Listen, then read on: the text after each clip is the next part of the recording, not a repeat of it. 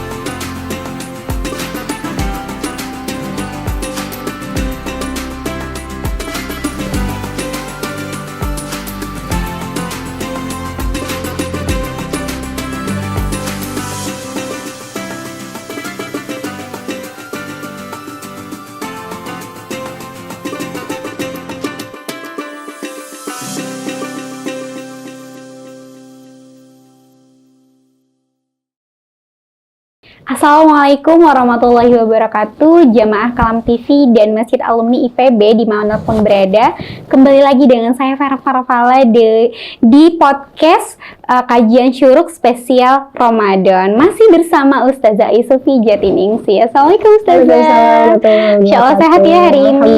Di Ramadan kali ini kita harus tetap sehat ya Ustazah. Sehat. Semangat menyongsong ya semua amal hingga akhir Ramadan. Insyaallah. Baik jamaah, di sesi kali ini kita akan membahas tentang keluarga di bulan suci Ramadan.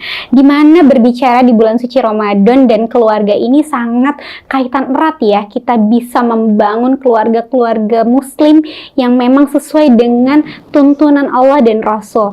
Dan kalau berbicara tentang keluarga di bulan suci Ramadan ini, sebetulnya kita akan membentuk keluarga seperti apa di bulan suci Ramadan? Apakah keluarga yang seperti di Instagram ya, terlihat harmonis, Masya Allah, estetik, atau keluarga cemara, atau bahkan keluarga berencana, Masya Allah.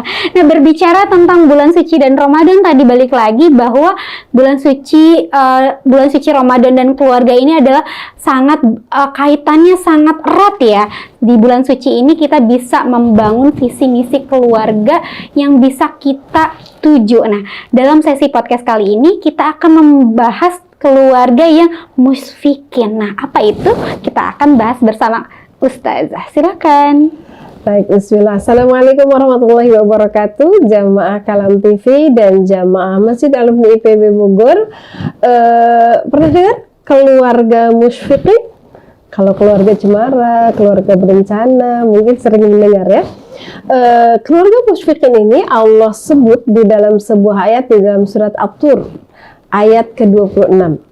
Ketika Allah mengatakan qalu, mereka berkata, siapa mereka? Mereka adalah ahli surga yang berkumpul bersama min abaihim wa azwazihim wa dzurriyyatihim, dengan ayah ibu kakek nenek moyang mereka, wa dzurriyyatihim dan anak cucu keturunan mereka, wa azwazihim dan keturunan mereka, dengan segala kenikmatan yang sangat luar biasa. Allah sebutkan dari ayat 17 Mbak Fira ya, di surat At-Tur ini Allah sebutkan dari ayat 17 bagaimana Allah menggambarkan bahwa orang-orang bertakwa itu nanti akan berada di surga yang penuh kenikmatan. Kenikmatannya apa saja oleh Allah disebutkan tuh secara rinci di ayat 18 dan seterusnya. Bagaimana Allah menggambarkan nanti makanannya, minumannya, tempat-tempatnya. Bahkan yang menarik di ayat ini, ketika keluarga besar nanti kita berkumpul di surga Adem itu, kata Allah, yatufu alaihim ghilman. Mereka dikelilingi oleh pelayan-pelayan yang ka'annahum lu'lu'um maknun. Masya Allah. Pelayan-pelayannya itu glowingnya seperti mutiara-mutiara terpendam. Kok pelayannya sih yang disebut glowingnya? Kalau pelayannya seperti mutiara terpendam, kira-kira kita sebagai penghuni surganya, tuannya di surga tuh seglowing apa? Tidak ada kata yang bisa merepresentasikan kecuali kemudian Allah memberikan komparasi. Yang Allah jadikan alat ukur, alat bandingnya itu adalah pelayannya. Masya Allah. Yatufu alaihim ghilmanun, kata Allah. Mereka nanti akan dikelilingi oleh pelayan-pelayan yang senantiasa siap melayani kita.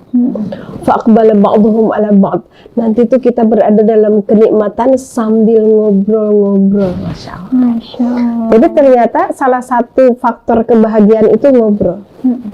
Kalau kita lihat di Al-Quran ini ya. Fa'aqbala ba'duhum ala ba'd. Nanti tuh kita saling berdekatan, saling bertemu, saling berkumpul, dan kita saling ngobrol. Di dunia kalau kita kumpul, semua kumpul, tapi nunduk semua. Mending kalau zikir ya, yang satu nunduk di gamenya, yang satu nunduk di drakornya, yang satu nunduk di tiktoknya gitu, itu pasti ngeselin tuh. Betul. Sebahagia-bahagianya kita berkumpul, mudik dan lain sebagainya. Saya pernah dicurhatin oleh nenek-nenek saya, mau sebel katanya lebaran kali ini. Kenapa Nin, kata saya, bukannya datang semua anak cucu? Iya, tapi mereka nggak mau yang ngobrol sama Nin, mereka sibuk semua sama HP-nya katanya. Oh iya betul, fenomena saat ini ya. Jadi ternyata betul Allah gambarkan di surga itu salah satu kenikmatan kita berkumpul bersama keluarga itu adalah ngobrol. Ini di episode sebelumnya kita bahas ya. Iya betul. Lalu kata Allah, setelah Allah menggambarkan bagaimana mereka dikelilingi oleh pelayan-pelayan, mereka bercengkrama, kemudian makanan, minuman, dan seterusnya, Allah memberikan bocoran kepada kita. Qalu, penghuni surga itu berkata, inna kunna qablu fi ahlina musyfiqin. Sesungguhnya kami ini bisa ngumpul bareng seperti ini dengan punya kenikmatan yang sangat luar biasa. Inna kunna qablu, sesungguhnya kami itu sebelum ini, bermakna ketika di dunia, fi ahlina, mereka berada dalam sebuah keluarga musyfiqin. Apa itu keluarga musyfiqin? Secara bahasa, musyfiqin itu katanya berasal dari kata isfaq. Isfaq itu takut, tapi berbeda dengan kata khauf. Kalau khauf itu rasa takut seseorang terhadap sesuatu yang akan terjadi. Kalau isfaq itu rasa takut seseorang terhadap sebuah bahaya yang ada di depan mata dia. Jadi keluarga musyfiqin itu yang nanti bisa kumpul bareng tuh di surga min abaihim wa azwajihim wa dzurriyyatihim itu adalah ketika di dunianya itu mereka sekeluarga itu punya rasa takut kepada Allah, punya rasa takut kepada azab Allah, seolah-olah azab Allah itu ada di depan mata mereka. Ramadan adalah kesempatan di mana kita melatih rasa takut itu. Ketika orang diam-diam tidak puasa karena tidak ada yang tahu siapapun di rumahnya, tidak ada CCTV, kecuali dia merasa takut kepada azab Allah, selapar apapun dia tidak akan berbuka. Ramadan adalah saatnya kita melatih rasa takut kita. Ketika kita tidak punya keinginan kuat untuk mengumpulkan pahala, untuk menebus kasih sayang Allah, menebus perhatian Allah, menebus rahmat Allah. Kenapa? Karena kalau nggak begitu, jangan-jangan amalan saya nggak cukup untuk ke surga, malah nanti saya kepleset ke neraka. Rasa takut kita kepada azab Allah itu juga akan bukan hanya akan menjauhkan kaki kita, langkah kita, lisan kita, mata kita dari maksiat, tapi justru akan memberikan tenaga kepada kita untuk bersemangat beramal soleh supaya kita tidak kepleset ke neraka. Masya Allah. Bayangkan kalau ayah menjadi ayah yang penuh rasa takut. Ketika dia bekerja, dia nggak akan korupsi, dia nggak akan mencari harta yang haram. Ketika ibu mendidik anak penuh rasa takut, dia pasti akan melakukannya dengan penuh kebaikan sesuai syariat. Dia tidak akan sembarangan mukul anak, dia tidak akan sembarangan mencaci maki anak. Kenapa? Takut pada azab Allah. Seorang anak kalau punya rasa takut, dia akan sangat berhati-hati dalam memilih teman, memilih perbuatan. Dia tidak akan mau membohongi orang tuanya, berbuat durhaka kepada orang tuanya. Kenapa? Musyfiq. Dia punya rasa takut kepada Allah. Takut yang seperti apa? Seolah-olah siksa api Allah itu, siksa api neraka itu ada di depan matanya. Kebayang nggak? Kira-kira kalau seseorang di depan matanya ada ular kobra yang udah siap, Macok ya. kira-kira effort dia, tenaga yang akan dia keluarkan untuk menghindari ya. itu, kira-kira seperti apa tuh? Ya harus bersiap Iya, secara kan? maksimal ya. Ketika kita punya rasa takut pada api neraka, jangan api neraka dah. Kalau misalnya di depan mata kita ada sebuah kebakaran besar, mau melenggang santai, oh api ya, udah mau gitu, atau mau lari sekuat tenaga supaya api itu tidak melahap kita. Menyelamatkan Bayangkan diri ya ketika kita melihat maksiat itu, kalau isfak itu seperti itu. Ketika orang mau melakukan maksiat, bayangkan itu adalah api neraka yang akan melahap kita saat itu juga. Itu keluarga musyfiqin. Masya Allah. Jadi latihan Ramadan itu adalah latihan memupuk rasa takut kita kepada Allah, sehingga kita tidak mau bermaksiat, memupuk rasa takut kita kepada Allah, sehingga kita kemudian bersemangat maksimal untuk beramal saleh, supaya kebaikan kita itu benar-benar bisa menyelamatkan kita dari api neraka. Dan itu latihan, ya latihan semua. Dan harus diingat bahwa kalau buat saya secara pribadi, semoga Allah maafkan saya kalau saya salah dalam mentadaburi ayat ini. Ayat ini memberikan gambaran kepada kita bahwa rasa takut itu sejatinya harus menjadi Power ya. menjadi energi untuk kita meninggalkan maksiat dan untuk memaksimalkan amal soleh kita. Riyadhahnya, latihannya ada di bulan Ramadan. Masya Allah. Jadi rasa takut itu muncul justru untuk amunisi ya, untuk bahan bakar kita agar lebih semangat nih di bulan suci Ramadan ya. Jadi tadi rasa takut yang hadir itu seolah-olah menjadi semangat ya, memacu kita untuk mendapatkan tadi janjinya Allah ya di surat apa tadi Ustazah? Surat At-Tur ayat 26. Surat At-Tur ayat Bacanya 26. dari ayat 17 ya ya Bunda. Boleh nanti menjelang berbuka atau pada saat selesai taraweh, jam kultumnya keluarga, boleh dibahas surat At-Tur ayat 17 sampai 26 dan bercita-citalah menjadi keluarga musyfiqin yang nanti berkumpul semua di surga. Amin insyaallah. Jadi untuk menjadi keluarga musyfiqin kita tentunya tadi harus mentadaburi ini ada janji Allah loh ya yang sudah disediakan ya, kita bisa berkumpul seluruh anak cucu keturunan kita ya, ngobrol bareng, disediakan makanan, ada pelayan-pelayan yang tadi glowingnya Masya Allah ya. Kalau saja pelayannya saja glowing, gimana tuannya ya, Masya Allah. Tapi kalau misalnya kita tidak mengetahui janji Allah tersebut, kita juga tidak akan muncul rasa takut itu ya. Jadi ketika kita mendapatkan pahala dan kita sudah ada nih janji Allah yang memang insya Allah janji Allah tidak akan ingkar ya, pasti akan terjadi, sehingga rasa takut terhadap azab Allah ketika kita tidak bisa tidak bisa menunaikan semua peran kita dengan maksimal, itu juga akan menjadi sebuah sesuatu yang membuat kita bisa terlena dengan kehidupan ini ya Ustazah. Betul, ya. betul. Masya Allah. Jadi bulan suci ini bisa kita maksimalkan tadi dengan mentadaburi ayat-ayat Betul. Al-Quran ya. Jadi sangat menarik ya jamaah.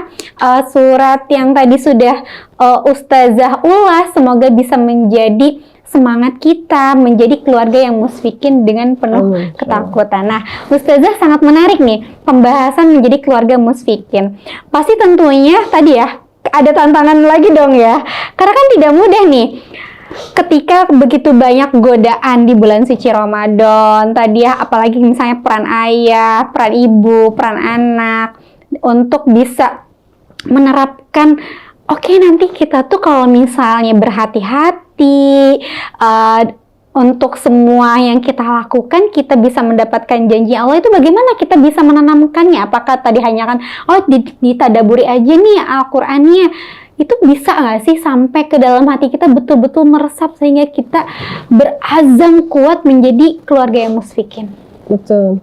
Ini tergantung keluarganya, kondisinya seperti apa ya. Apakah anak-anaknya masih balita atau anak-anaknya sudah dewasa atau seperti apa gitu. Tentu musyfiqin ini, rasa takut terhadap azab Allah ini tidak boleh hanya dominan rasa takutnya. Oke, ya. Harus ada rojaknya, harus ada rasa harapnya. Sehingga rasa takut ini baru kita akan munculkan ketika kita mengetahui apa sih yang akan terjadi.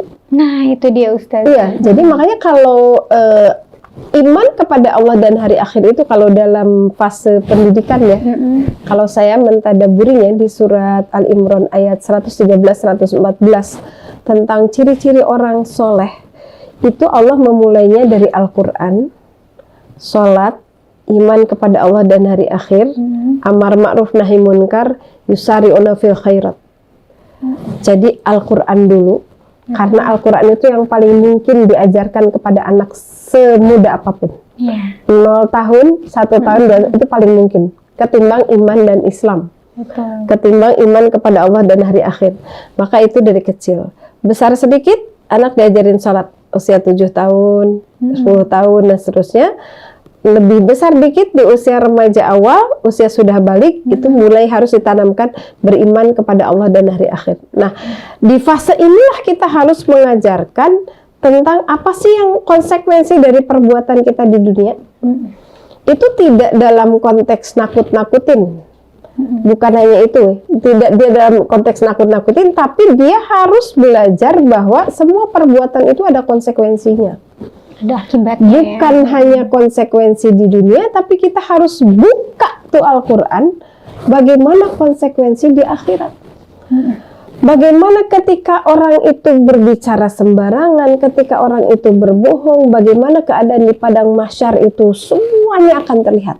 Jadi kita bisa sampaikan kepada anak-anak kita, kalaupun kamu hari ini berbohong, ayah ibu tidak tahu kamu tuh batal puasa atau tidak. Karena seharian di luar rumah misalnya gitu, ayah nggak tahu. Bisa jadi hari ini ayah nggak tahu, tapi nanti di padang mahsyar Allah akan memperlihatkan itu. Ayah akan lihat itu. Itu tuh harus diungkapkan kepada anak. Dan kalau kita tidak membuka Al-Quran, kita tidak tahu mana yang harus kita takutkan, mana yang harus kita jaga supaya kita tidak mempunyai efek negatif dari perbuatan kita hari ini. Jadi tetap kuncinya itu adalah thalabul ilmi. Balik lagi ke betul, ayah bunda tuh harus buka Al-Quran. Ketika anak tidak sholat itu di dalam Al-Quran kan disebutkan surat Al-Ahzab itu, kenapa kamu masuk neraka itu? Karena aku tidak sholat gitu. Kan ada tuh. Kenapa nanti di yaumil akhir itu anak itu bisa jadi musuh? Karena semuanya akan bertaruh sendiri-sendiri kan nanti. Di surat Al-Ma'arij ayat 11 sampai ayat 14 tuh ngeri banget tuh. Ketika Allah menggambarkan kalau orang yang sudah ada di depan pintu neraka, orang itu akan nego sama Allah. Ya Allah, batalin dong keputusan saya jadi ahli neraka itu. Tumbalnya siapa? Tuh anak saya dong. ini pasangan saya, tuh orang tua saya, tuh teman-teman kerabat saya, atau kalau perlu seluruh manusia di muka bumi itu saya tumbalin, yang penting cancel saya dari neraka. Buka surat Al-Ma'arij ayat 11 sampai 14. Seperti itu tuh harus dikabarkan gitu kepada anak-anak. Bagaimana nanti di yaumil akhir ayah tuh nggak bisa nolong. Ketika kamu bermaksiat di hadapan Allah, walaupun ayah bunda nggak tahu, kamu akan berhadapan sendiri-sendiri. Bahkan di surat apa tuh? Di surat At-Tahrim ya, ketika Allah mengatakan daraballahu masalan lil ladzina amanu. Kalaupun suaminya seorang nabi, istrinya Nabi Lut, Nabi Nuh alaihissalam, itu tetapnya tidak bisa masuk surga kan? Iya, betul. Tapi sebaliknya kata Allah, walaupun suaminya sekelas Fir'aun, sezolim Fir'aun, Asia bisa masuk surga gitu. Dia memang mempertanggungjawabkan Betul. masing-masing ya, Nah itu tuh harus dikasih tahu kepada anak-anak kita bahwa nanti di yaumil akhir itu semuanya akan terlihat.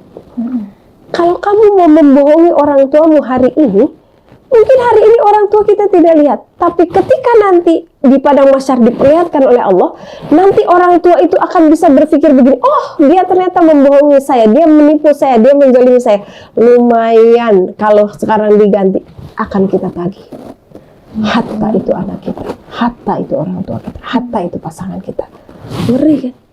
Sehingga rasa takut itulah kemudian yang akan membuat orang, anak, keluarga, ayah, bunda punya kekuatan untuk berlelah-lelah, untuk bersusah payah gitu ya. Ini ada sebuah kisah ketika sebuah keluarga makan, tiba-tiba udah dihitung jauh, udah dibayar, jalanlah terus. Nah keluarga itu pas di tengah jalan, anaknya cerita, tadi aku makan kerupuk nggak dihitung. Wow. Mungkin kalau kita tidak punya rasa takut gitu ya, udah biarinlah cuma 2.000, 3.000 biarin aja. Tapi kalau kita takut urusan dengan hisab anak buah di yaumil akhir, maka muter balik puluhan kilo pun akan kita jabani. Untuk menebus apa? Bukan untuk membayar yang 2.000, 3.000, tapi untuk membayar rasa takut kita kepada Allah atas siksa api neraka. Rasa takut itulah yang kemudian membuat kita berani bersusah payah menegakkan kebenaran, menghapuskan dosa, menyelesaikan urusan dengan manusia. Jangan salah, kalau kita punya urusan dengan manusia di dunia, lalu kita bilang, kayaknya nggak apa-apa dia mah. Belum tentu.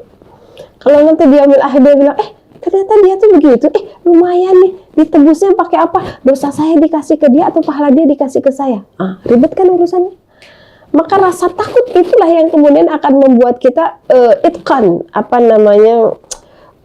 kokoh di dalam memegang kebenaran. Resikonya seberat apapun, sepayah apapun. Nah, bayangan kalau anak-anak kita, anak-anak muda punya rasa isfaq. Ketika dia mau bermaksiat, dia punya rasa takut. Ketika dia mau berbohong, dia punya rasa takut. Ketika dia mau melakukan hal-hal yang haram, minuman haram, makanan haram, berjudi, narkoba, dan lain sebagainya, punya rasa takut. Rasa takut itulah yang harus dibangun pada keluarga kita, terlebih kepada anak-anak yang sudah balik. Maka gunakan kesempatan Ramadan ini untuk memupuk rasa takut itu sambil memupuk rasa harap. Betapa Allah menyediakan nikmat yang sangat luar biasa, pahala yang berlipat ganda, kasih sayang Allah yang terbuka lebar, ampunan Allah yang terbuka lebar di bulan Ramadan. Rasa khauf, rasa takut, rasa roja itu harus dihidangkan secara seimbang. Supaya kita kalau takut aja kepada Allah, seolah-olah Allah itu kan wah gimana gitu. Tapi kalau kita punya rasa harap imbang, rasa takut itu akan ngerem kita, rasa harap itu akan mendorong kita untuk beramal saleh. Wallahu a'lam. Masya Allah, sangat menarik sekali pembahasan kali ini ya. Jadi rasa takut itu harus diimbangi dengan rasa harap ya, sehingga kita tidak melakukan amal-amal itu berdasarkan hanya ketakutan-ketakutan saja, tapi dengan harapan ya akan ada ampunan Allah, akan ada janji Allah yang bisa kita dapatkan di yaumil akhir nanti ya Ustazah. Nah, satu lagi pertanyaan penutup nih Ustazah, bagaimana kita bisa memupuk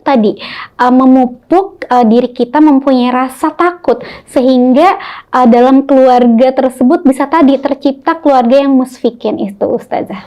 Iya, Kalau kepada anak-anak yang masih kecil atau yang udah dewasa, mungkin memupuk rasa takut itu memang tidak seperti kita ngasih makan yang begitu disuapin langsung kenyang. Iya betul.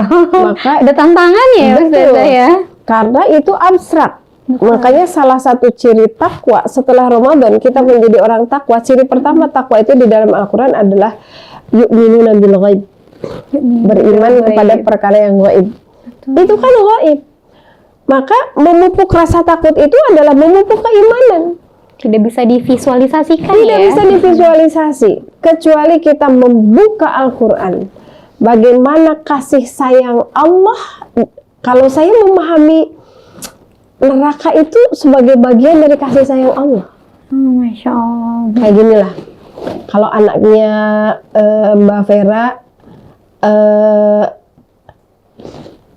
nyatut uang jajan misalnya gitu. Iya, misalnya. Terus ketahuan, berbohong, ketahuan, mau digimanain? Ditegur ya, dinasehati. Ditegur ya, terus? Ya, supaya jangan berbuat seperti itu lagi kan. Tidak hanya dinasehati kan, dia harus punya konsekuensi kan. Ganti ya. Dia harus tahu apa akibatnya. Oke, karena uang jajan yang kemarin udah kamu habiskan, minggu Potong ini lagi nggak ya. ada uang jajan gitu kan. Itu sering banget itu kalau misalnya anak berbuat ini ada punishment. Ada punishment Betul. kan. Sepintas, jahat banget sih, 3 hari nggak dikasih uang jajan, ibu-ibu tuh tega itu apa, anaknya cuma segitu doang gitu. Kenapa kita menghukum anak-anak? Kenapa kita menghukum orang yang bersalah? Itu adalah karena kita tidak ingin kesalahan itu menjadi dosa permanen, betul nggak?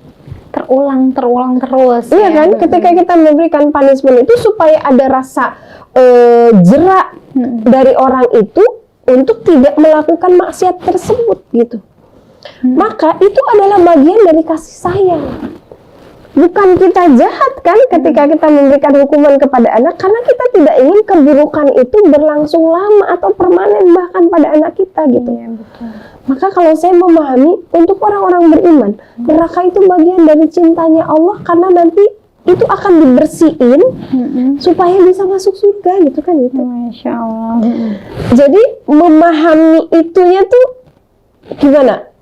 Pengen disayang sama ibu tanpa pukulan, atau disayang ibu tapi ada pukulannya karena kamu nggak sholat? Pengen disayang ibu tanpa hukuman, atau pengen disayang ibu tapi pernah dihukum karena kamu berbohong, karena kamu nilep uang jajan gitu? Mana? Nah, jadi kalau kita mengajarkan keimanan kepada anak itu, sebisa mungkin rasa takut itu disuguhkan dalam bentuk keimanan. Lalu kita bilang, kalau benar kita mau maksimal disayang oleh Allah itu, ya jangan yang pakai hukuman gitu. Karena doa kita kan bukan Rabbana atina fid dunya hasanah wa fil akhirati hasanah wa adkhilna ilal jannah. Doa kita enggak begitu. Doa kita adalah waqina azabannar. Ya Allah, jauhkan kami dari siksa api neraka. Karena kalau tidak masuk neraka itu berarti kemana? Ke surga ya. Ke surga. Paling minimal itu di Al-A'raf.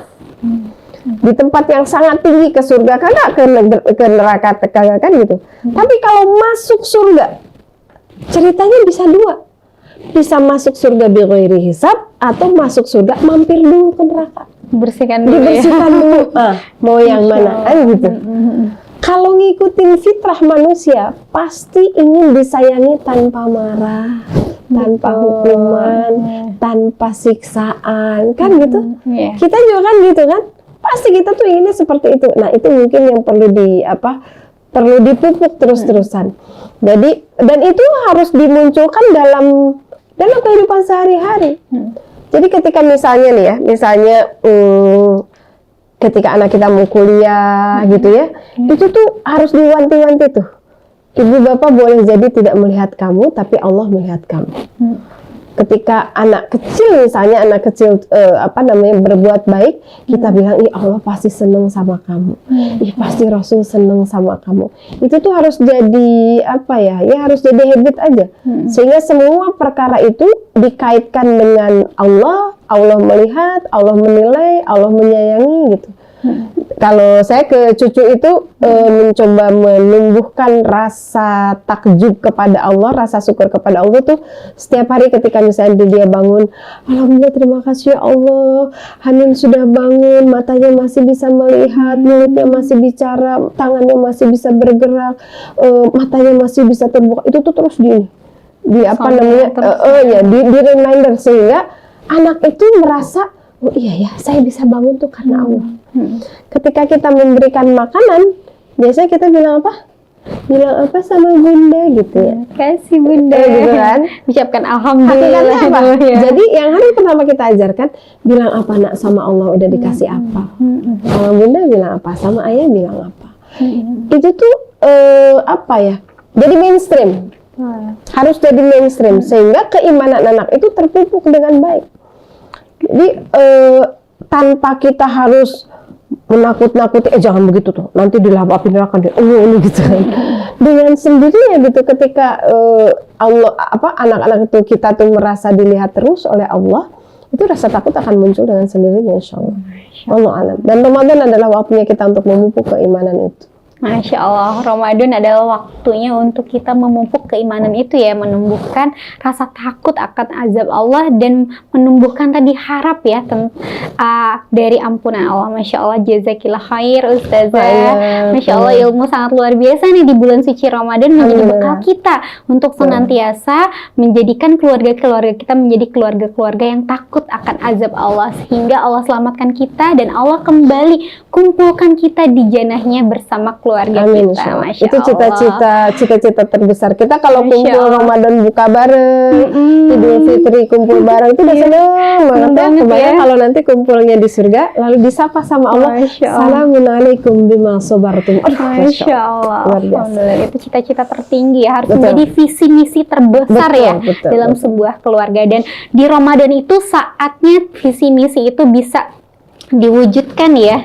Jadi Ramadan ini bulan yang sangat tepat untuk membangun visi misi keluarga, tadi menjadikan keluarga kita menjadi keluarga yang musfikin. Masya Allah, barakallahu fik ya Ustazah. Insya Allah kita sudah ada di penghujung podcast bersama Ustazah Isofi. Jazakillah khair ilmunya di beberapa sesi-sesi podcast berikutnya ya. Insya Allah kita akan ketemu lagi nih di sesi-sesi podcast selanjutnya. Dan terima kasih atas ilmu-ilmunya di podcast sebelumnya yang sangat menginspirasi, membuka kita betapa Masya Allahnya Ramadan ini bisa menjadikan keluarga-keluarga kita semakin mendulang pahala begitu banyak. Cukup itu saja mungkin Ustazah ya podcast kali ini. Saya Vera Farfala dan Sufi Jatiningsih. Wabillahi taufiq wal hidayah. Wassalamualaikum warahmatullahi wabarakatuh.